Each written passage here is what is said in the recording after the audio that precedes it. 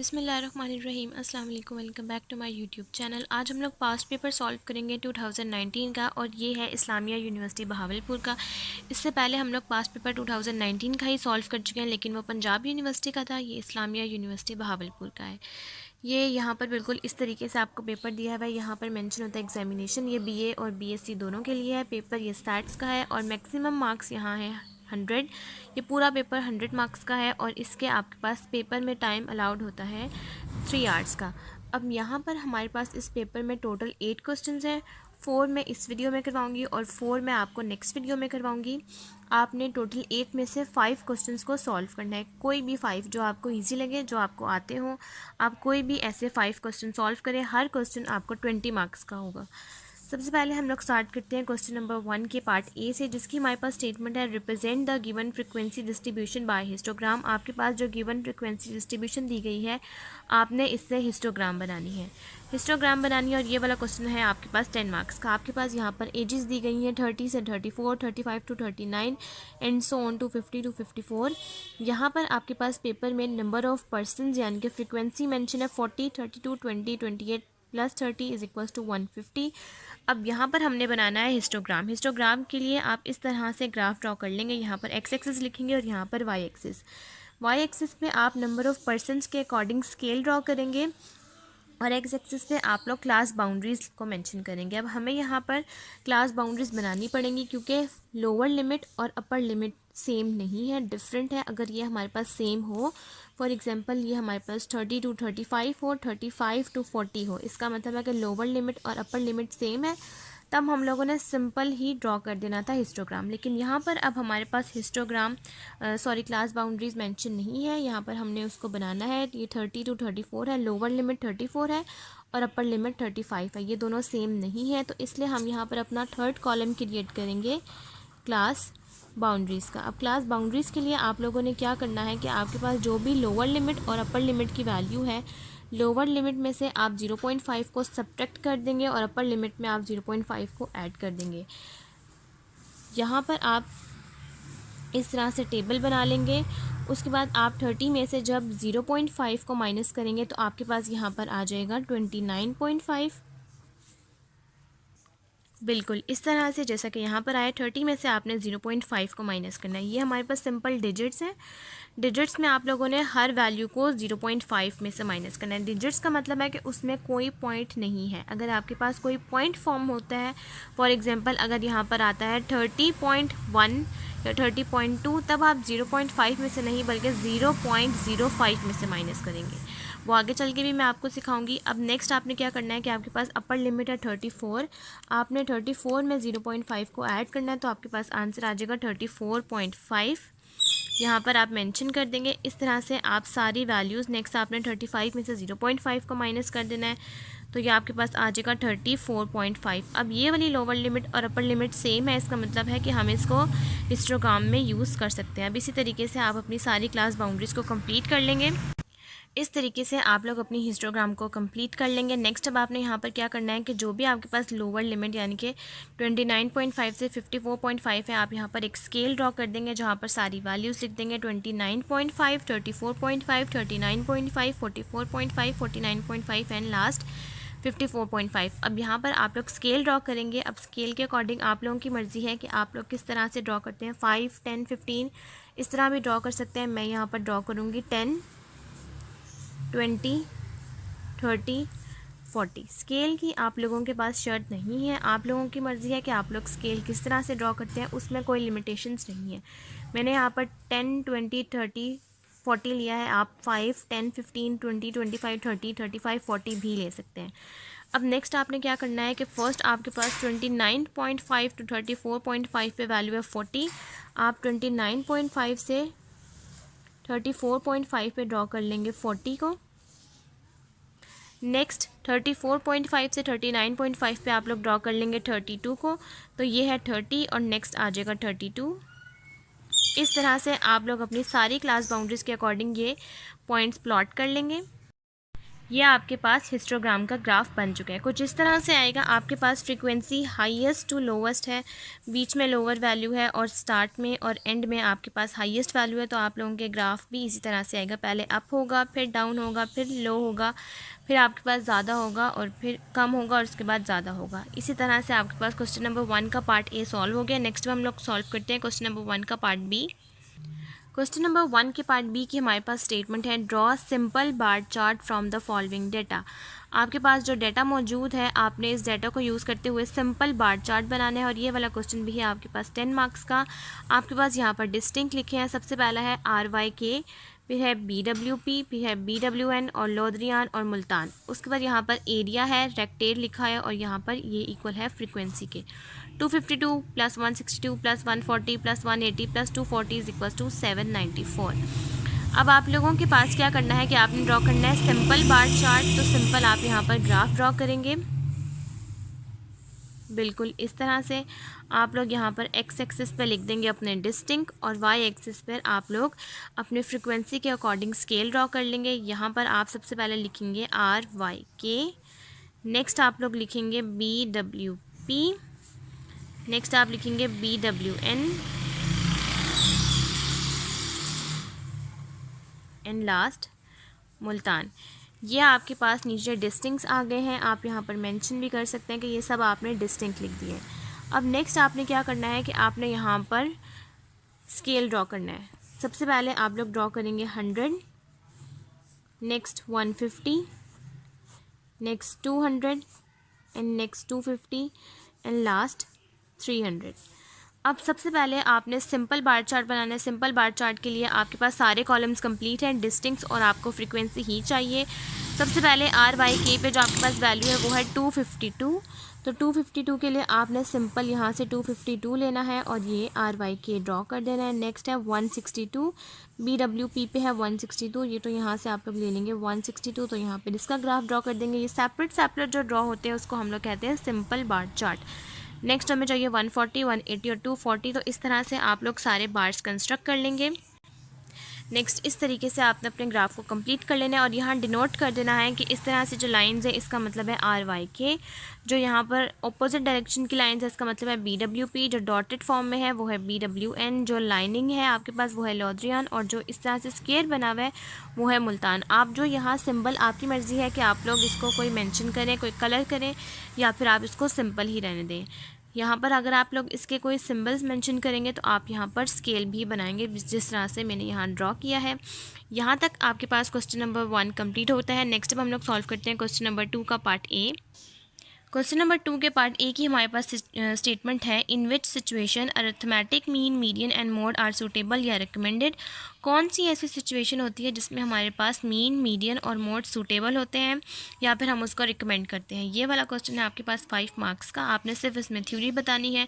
तो इसमें सबसे पहले आंसर स्टार्ट हुआ है, as compared to mean and median. अगर हम मीन और मीडियन को कंपेयर करें तो मोड हमारे पास लेस सूटेबल है। मतलब मीन और मीडियन में हम लोगों के पास मोड लेस सूटेबल है, यानी कि वो कम सूटेबल है। Mean is simple to calculate, this value is definite, it can be given algebraic treatment and it is not affected by fluctuations of sampling median and is even more simple to calculate, but it is affected by fluctuations and can't be given algebraic treatment. Mode is most popular item of series, but it is not suitable because it is based on all observation of series and is unrepresentative. In case of median, it is numerical magnitude of deviations. That means in case of median, it is the number of values greater than the median which balance against number or values is less than the median. The median is always between arithmetic mean and median. इसका answer है यहाँ तक। अब next आप लोगों ने solve करना है क्वेश्चन नंबर 2 का ही पार्ट बी, जिसकी हमारे पास स्टेटमेंट है, the following table shows that number of heads in an experiment of 5 coins 100 times, calculate mean, median and mode. आपके पास ये स्टेटमेंट दी गई है, फॉलोइंग टेबल दिया गया है, इसको यूज़ करते हुए आपने कैलकुलेट करना है मीन, मीडियन और मोड को। और ये वाला क्वेश्चन है आपके पास 15 मार्क्स का, क्योंकि एक क्वेश्चन है आपके पास 20 मार्क्स का, तो पार्ट ए 5 मार्क्स का है और पार्ट बी 15 मार्क्स का। सबसे पहले हम लोग यहाँ पर क्या करते हैं कि हम लोग अपना टेबल देख लेते हैं और टेबल देखने के बाद हम लोग मीन, मीडियन और मोड का फार्मूला लिख लेते हैं। आपके पास जो क्वेश्चन नंबर 2 का पार्ट बी का टेबल है वो है यहाँ पर डेथ रेट दी हुई है आपके पास 3.5 से लेकर 12.4 तक, और यहाँ पर आपके पास फ्रीक्वेंसी मेंशन है, आप सम कर लेंगे तो आंसर आ जाएगा 80। अब आपके पास यहाँ पर फ्रीक्वेंसी दी गई है, तो इसका मतलब है कि आपने मीन, मीडियन और मोड को ही फ्रीक्वेंसी डिस्ट्रीब्यूशन के अकॉर्डिंग ही सॉल्व करना है। तो सबसे पहले हम यहाँ पर मीन, मीडियन और मोड के फार्मूलाज लिख लेते हैं ग्रुप्ड फ्रीक्वेंसी डिस्ट्रीब्यूशन के अकॉर्डिंग। अब सबसे पहले हम लोगों ने सॉल्व करना है मीन, मीडियन और मॉड, और यहाँ पर आप लोग सबसे पहले लिखेंगे मीन का ग्रुप्ड फ्रीक्वेंसी डिस्ट्रीब्यूशन के according formula summation F X by divide by summation F. Median का लिखेंगे L plus H by F N by 2 minus C, और मोड का लिखेंगे L plus F M minus F one divide by F M minus F one plus F M minus F two multiply by H. अब ये formulas लिखने के बाद आप लोग अपने टेबल पर आएंगे और आप लोग अपने टेबल को कंप्यूट कर लेंगे कि आप लोगों को क्या क्या चीज़ें ज़रूरत है। सबसे पहले आप लोगों को चाहिए मीन के लिए summation F by x divide by summation F. यहाँ पर आप लोग लिखेंगे मीन का फार्मूला, और इसके लिए आपको चाहिए एक्स यानी कि मिड पॉइंट्स। मिड पॉइंट्स के लिए आप लोग क्या करेंगे कि आप लोग 3.5 प्लस 4.5 करेंगे और डिवाइड कर देंगे 2 के साथ, तो आपके पास मिड पॉइंट्स की वैल्यू आ जाएंगी। मैं यहाँ पर लिख भी देती हूँ, mid points is equals to 3.5 plus 4.4 divided by 2। आप करेंगे तो आपके पास x की यानी कि फर्स्ट मिड पॉइंट की वैल्यू आ जाएगी 3.95। इस तरह से आपके पास सारी वैल्यूज़ आ जाएंगी 3.95 से लेकर 11.95 तक, और उसके बाद आप x की हर वैल्यूज़ को फ्रीक्वेंसी के साथ मल्टीप्लाई करवा देंगे, आपके पास f ऑफ x आ जाएगा।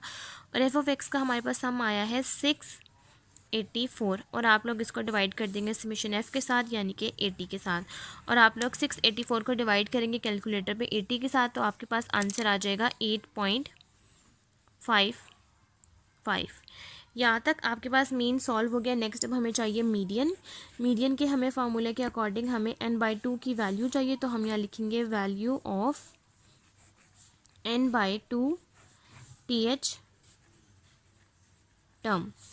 n/2 वैल्यू का मतलब है कि हम लोगों के पास समेशन f इक्वल होता है, n जो है हम लोगों के पास वो समेशन f के इक्वल होता है, और हमारे पास समेशन f है 80, तो इसका मतलब है कि n भी हुआ 80।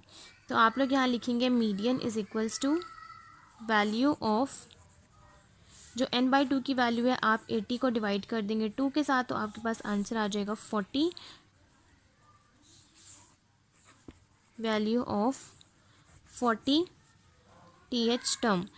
अब इसका मतलब है कि आप लोगों के पास जो मीडियन है वो 40 th टर्म में लाई कर रहा है, और इसके लिए आपको चाहिए क्लास बाउंड्रीज़ और क्लास फ्रीक्वेंसी। तो अब हम लोग बना लेते हैं क्लास बाउंड्रीज़ और then class frequency. Class boundaries के लिए अब आपने यहाँ पर क्या करना है कि आपके पास यहाँ पर जो वैल्यूज़ हैं वो पॉइंट फॉर्म में 3.5।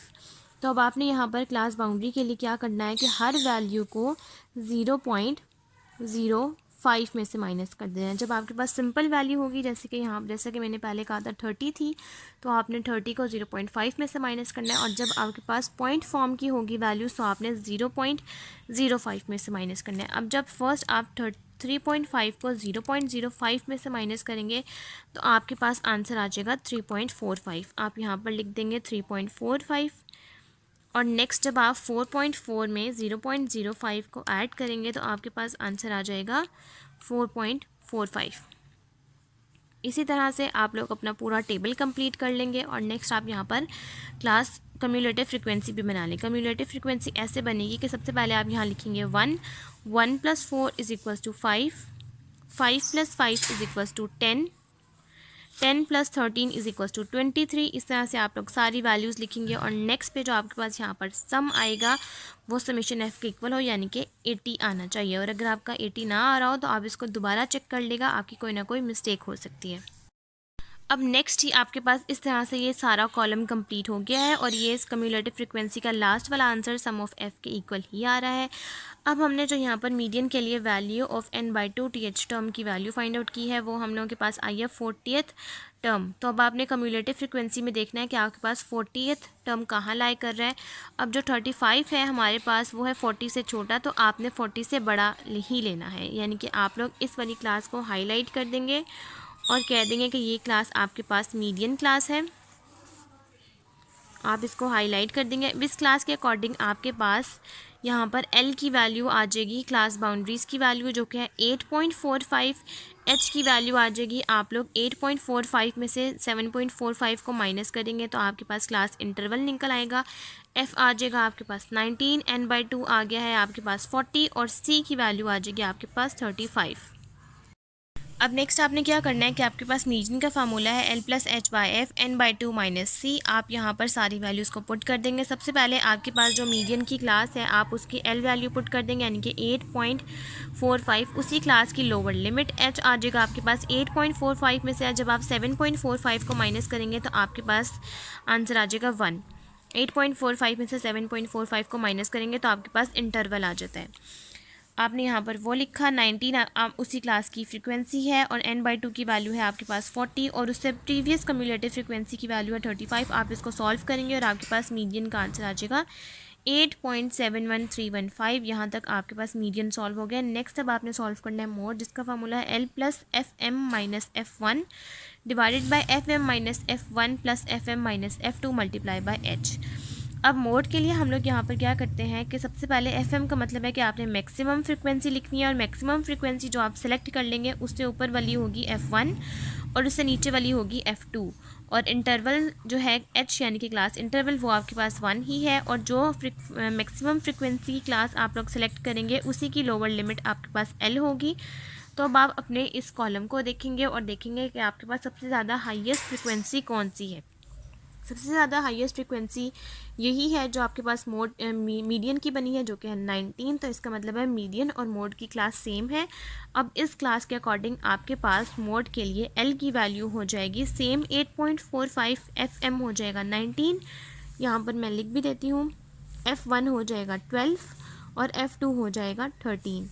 नेक्स्ट और H हो जाएगा 8.45 में से 7.45 को माइनस करेंगे तो वो 1 ही आता है। अब आपने सारी वैल्यूज़ को यहाँ पुट कर देना है।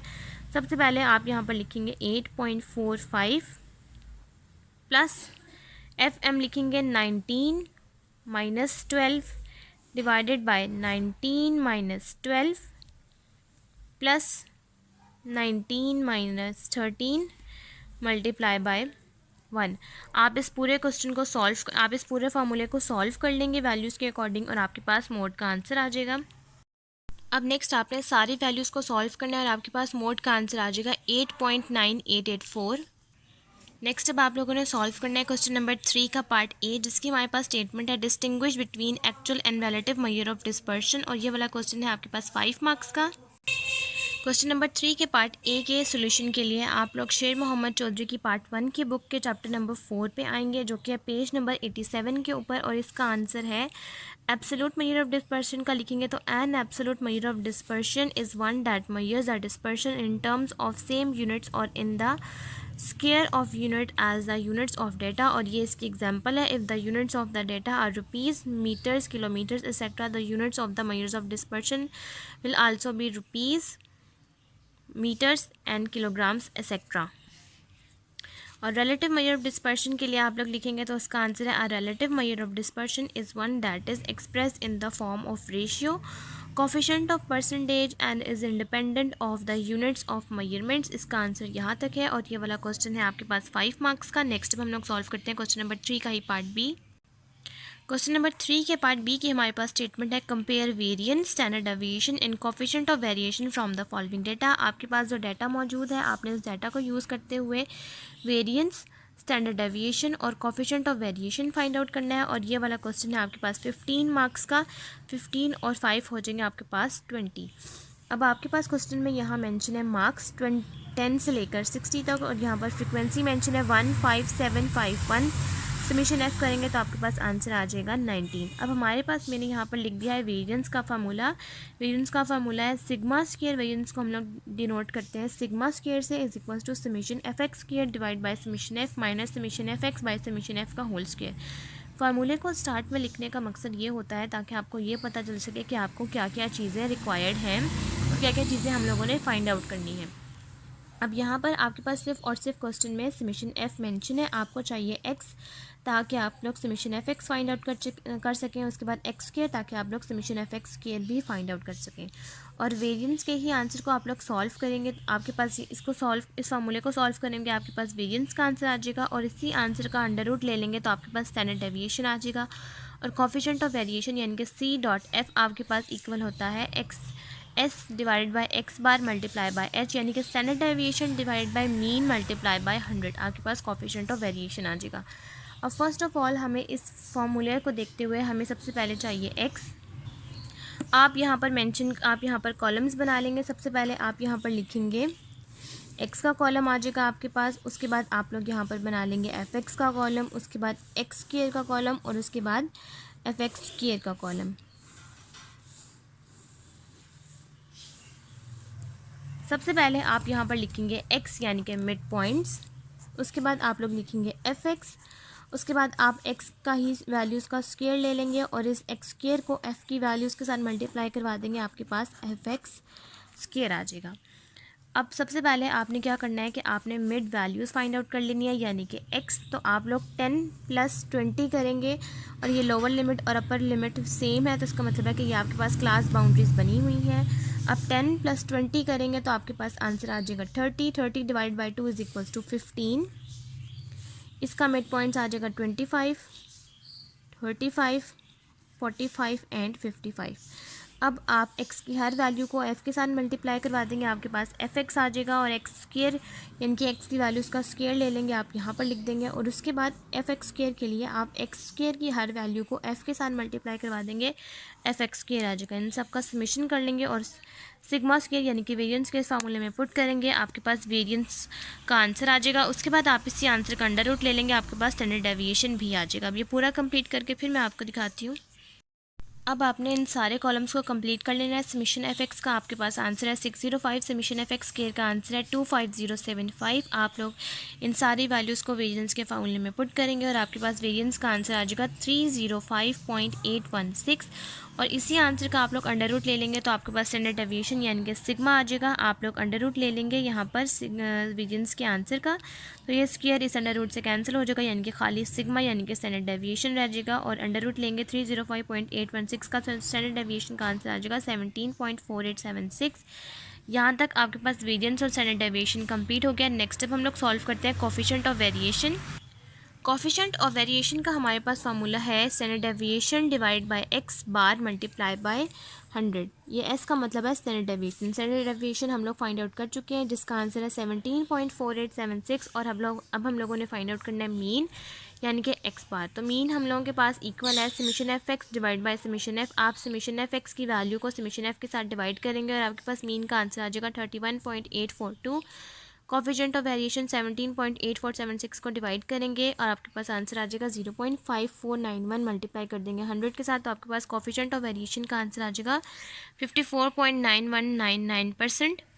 यहाँ तक आपके पास क्वेश्चन नंबर 3 कंप्लीट हो गया। नेक्स्ट अब हम लोग सॉल्व करते हैं क्वेश्चन नंबर 4, जो कि हम लोगों के पास सिंगल ही क्वेश्चन है और ये सिंगल ही क्वेश्चन आप लोगों के पास 20 मार्क्स का है। आप लोगों को चाहिए कि आप लोग थ्योरी के क्वेश्चंस को पेपर में अवॉइड किया करें, क्योंकि थ्योरी के क्वेश्चन को सॉल्व करने से हम लोगों के नंबर्स डिडक्ट होते हैं। कुछ न्यूमेरिकल में आप लोगों के कभी भी नंबर डिडक्ट नहीं होते हैं। न्यूमेरिकल अगर आपका बिल्कुल ठीक है, कोई मिस्टेक नहीं है, तो आपको पूरे मार्क्स मिलते हैं। फॉर एग्जांपल जैसे कि क्वेश्चन नंबर 3 है, उसके पार्ट ए में है थ्योरी और पार्ट बी में है न्यूमेरिकल। आप लोगों को 15 मार्क्स अगर आप लोगों का बिल्कुल ठीक है तो आप लोगों को डायरेक्ट मिल जाएंगे, लेकिन थ्योरी में से अगर आप सही भी लिखते हैं तो आपको 5 में से 4 मिलते हैं। जबकि ऐसे वाले क्वेश्चंस जो कि सिर्फ न्यूमेरिकल बेस होते हैं उसमें अगर आप बिल्कुल सही सॉल्व करेंगे तो आपको 20/20 ही मार्क्स मिलेंगे। तो अब हम लोग इसका सोल्यूशन स्टार्ट करते हैं। क्वेश्चन नंबर 4 के हमारे पास स्टेटमेंट है compute coefficient of skewness and kurtosis from the data given in above. Question number 3 part B. आपने सॉल्व करना है कोफिशिएंट ऑफ स्क्वीनेस और कर्टोसिस, जो क्वेश्चन आपके पास मेंशन है क्वेश्चन नंबर 3 का पार्ट बी। आपने वही डाटा यूज़ करते हुए कोफिशिएंट ऑफ स्क्वीनेस और कर्टोसिस फाइंड करना है। ये वाला क्वेश्चन है 20 मार्क्स का। सॉल्यूशन स्टार्ट करते हैं। सबसे पहले आप लोग कोफिशिएंट ऑफ स्क्यूनेस यानी कि एस के का फार्मूला लिखेंगे, mean minus mod divide by standard deviation, और यहाँ पर आप कोफिशिएंट ऑफ कर्टोसिस यानी कि के का फार्मूला लिखेंगे जो कि है quartile deviation divide by P90 minus P10। अब क्वेश्चन नंबर 3 के पार्ट बी में हम लोग मीन और स्टैंडर्ड डेविएशन को फाइंड आउट कर चुके हैं। अब हमें यहाँ पर चाहिए मोड, क्वार्टाइल डेविएशन, P90 और P10। मीन का आंसर आप ये फाइंड आउट कर चुके हैं जो कि है 31.4842। आप यही यूज़ करेंगे। और स्टैंडर्ड डेविएशन का भी आप लोग आंसर फाइंड आउट कर चुके हैं जो कि है 17.8476। आप लोग स्टैंडर्ड डेविएशन और मीन को नहीं फाइंड आउट करेंगे, आप लोग फाइंड आउट करेंगे सबसे पहले मोड। आपके पास क्वेश्चन नंबर 3 का जो पार्ट बी का टेबल है वो मार्क्स और फ्रिक्वेंसी है। अब हमें चाहिए मोड, क्वार्टाइल डेविएशन, P90 और P10। उसके लिए हम लोगों को चाहिए होता है कोफिशिएंट ऑफ वेरिएशन यानी कम्युलेटिव फ्रिक्वेंसी। तो ये आप लोग यहाँ पर कम्युलेटिव फ्रिक्वेंसी लिख लेंगे। 1 + 5 = 6, 6 + 7 = 13, 13 + 5 = 18 एंड 18 + 1 = 19। कम्युलेटिव फ्रिक्वेंसी की लास्ट वैल्यू और समेशन एफ की वैल्यू सेम है, इसका मतलब ये हम लोगों ने ठीक सॉल्व किया है। अब मोड के लिए आप यहाँ पर फार्मूला लिखेंगे जो कि है L + FM minus F1 divide by FM minus F1 + FM minus F2 multiply by H। अब यहाँ पर सबसे पहले आप लोग फाइंड आउट करेंगे हाईएस्ट फ्रिक्वेंसी को। हाईएस्ट फ्रिक्वेंसी है आपके पास यहाँ पर 7। आप लोग इस क्लास को हाईलाइट कर देंगे क्योंकि ये क्लास है आपके पास मोड की क्लास। यहाँ पर आप मेंशन कर देंगे मोड। अब इस मोड की क्लास को जब आपने हाईलाइट कर दिया है तो इस क्लास के अकॉर्डिंग आपके पास क्लास बाउंड्रीज़ ये बनी हुई हैं क्योंकि आपके पास लोअर लिमिट और अपर लिमिट दोनों सेम है। इसका मतलब कि क्लास बाउंड्रीज़ हम लोगों ने नहीं बनानी। हम लोगों के पास L की वैल्यू आ जाएगी 30, FM आ जाएगा हम लोगों के पास 7। यहाँ पर आप लिख देंगे FM, F1 आ जाएगा 5 और F2 आ जाएगा 5 और H आ जाएगा आपके पास 30th में से 20th को जब आप माइनस करेंगे और 20 में से जब आप 10 को माइनस करेंगे तो आंसर आ जाएगा 10। आप लोग इन सारी वैल्यूज़ को इस फार्मूले में पुट करेंगे और आपके पास मोड का आंसर आ जाएगा। और मोड का आंसर फाइंड आउट करने के बाद आप कोफिशिएंट ऑफ स्क्यूनेस के इस फार्मूले में वैल्यूज़ पुट करेंगे, आपके पास कोफिशिएंट ऑफ स्क्यूनेस भी आ जाएगा। अब आप लोग सारी वैल्यूज़ को मोड के फार्मूले में पुट करेंगे और आपके पास मोड का आंसर आ जाएगा 35। अब आप लोग मोड को, मीडियन को और स्टैंडर्ड डेविएशन के सारे वैल्यूज़ को पुट करेंगे कोफिशिएंट ऑफ स्क्यूनेस के इस फार्मूले में। मीन की वैल्यू है 31.842, मोड की वैल्यू है 35 और स्टैंडर्ड डेविएशन की वैल्यू है आपके पास 17.4876। आप लोग इसको सॉल्व करेंगे और आपके पास कोफिशिएंट ऑफ स्क्यूनेस का आंसर आ जाएगा -0.1805। अब कोफिशिएंट के इस वैल्यू के अकॉर्डिंग आपके पास ये नेगेटिवली स्क्वेयर्ड बनता है, तो आप लोग यहाँ पर लिख भी सकते हैं इट इज़ नेगेटिवली स्क्वेयर्ड। और अगर आप लोग नहीं लिखना चाहते तो आप लोग सिर्फ यहाँ पर जस्ट आंसर भी मेंशन कर सकते हैं, इट इज़ नेगेटिवली स्क्वेयर्ड। क्योंकि आपके पास ये आंसर नेगेटिव में है तो it is negatively squared. Next जब हम लोगों ने फाइंड आउट करना है के यानी कि कोफिशिएंट ऑफ कर्टोसिस, तो हम लोग वो फाइंड आउट कर लेते हैं। सबसे पहले आप यहाँ पर लिखेंगे कोफिशिएंट ऑफ कर्टोसिस का फार्मूला जो कि है quartile deviation divide by P19 minus P10। सबसे पहले आप यहाँ पर लिखेंगे क्वार्टाइल डेविएशन जो कि इक्वल होता है Q3 minus Q1 divided by 2। Q3 का मतलब है कि अपर क्वार्टाइल और Q1 का मतलब है लोअर क्वार्टाइल। Q3 का फार्मूला है L + H by F 3n/4 minus C।